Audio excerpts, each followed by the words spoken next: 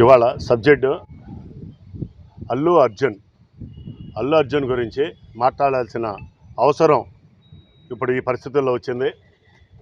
Mega compound, mega family అంటే చిరంజీవి గారు ఎంత అణిగి ఉండారో, ఎదిగిన కొద్దీ అణిగి ఉన్నటువంటి మార్గదర్శకులు ఈ దేశంలో చిరంజీవి గారు. అటువంటి ఎంతో అభివృద్ధి, కష్టపడి ఎంతో అభివృద్ధి చెందినటువంటి చిరంజీవి గారిని ఒక మహావృక్షం, ఒక పచ్చని చెట్టుగా ప్రతి ఒక్కళ్ళు కులాలకు అతీతంగా, మతాలకు అతీతంగా ఆయన్ని ప్రేమించేవాళ్ళు కోట్లాది మంది ప్రజలు ఆయన ప్రేమించారంటే బ్రహ్మాండమైన ఆయన నడక తరతరాలుగా మాట్లాడుకోవాల్సిన అవసరం ప్రతి ఒక్కళ్ళు చిరంజీవి గారి హావభావాల గురించి. అలాగే చిరంజీవి గారితో పాటు ఆ కుటుంబంలో పవన్ కళ్యాణ్ గారు కూడా ఎక్కడ ఫైర్ అవుతున్నారంటే ఆయన ఒక అన్యాయం మీద ఫైర్ అయ్యారు. అంతేగాని అనవసరంగా ఏ వ్యక్తిని ఆయన నోటి నుంచి ఏ రోజున అనవసరమైన పదజాలం ఒక్కసారి కూడా రాలా.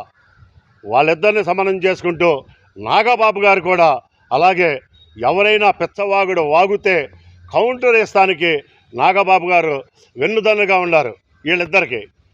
ఇటువంటి ఫ్యామిలీని నుంచి వచ్చి నువ్వు నేర్చుకున్న సంస్కారం ఏమిటి అల్లు అర్జున్?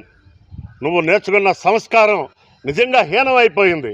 మేమందరం ఎక్కడెక్కడి నుంచో మారుమూల ప్రజలు ఆయన చూసి మేము ఆయన అడుగుజాడల్లో నడవాలి, ఆయన హావభావాలు కావాలి, ఆయన విధానాలు కావాలని చెప్పేసి అందరం పాటించుకుంటూ పచ్చని మొక్కలు నాటుకుంటున్నాం, రక్తదానాలు చేస్తున్నాం.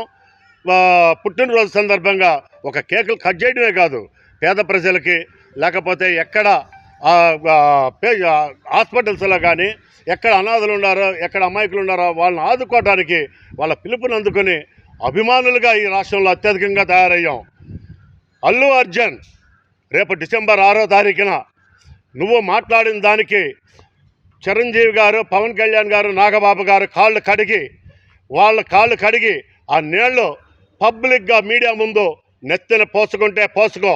లేకపోతే ఈ 40 గ్రామాల్లో ఈ మండలం బాపులపాడు మండలం నుంచి హనుమాన్ జంక్షన్ నుంచి మాట్లాడుతున్నాను. ఈ 40 గ్రామాల్లో రేపు డిసెంబర్ 6వ తారీఖున నీ సినిమా రిలీజ్ చేయలేవు. ఏ థియేటర్లోనూ నీ సినిమా ఈ ప్రాంతంలో రిలీజ్ కాదు. ఈ గన్నవరం నియోజకవర్గం మొత్తం కూడా నీ సినిమా రిలీజ్ అవ్వటం మాత్రం ఖచ్చితంగా అవ్వదు. ఒక్క ఫ్లెక్సీ కట్టేవాడు ఉండడు. ఇది ఛాలెంజ్ చేసి చెప్తున్నాను.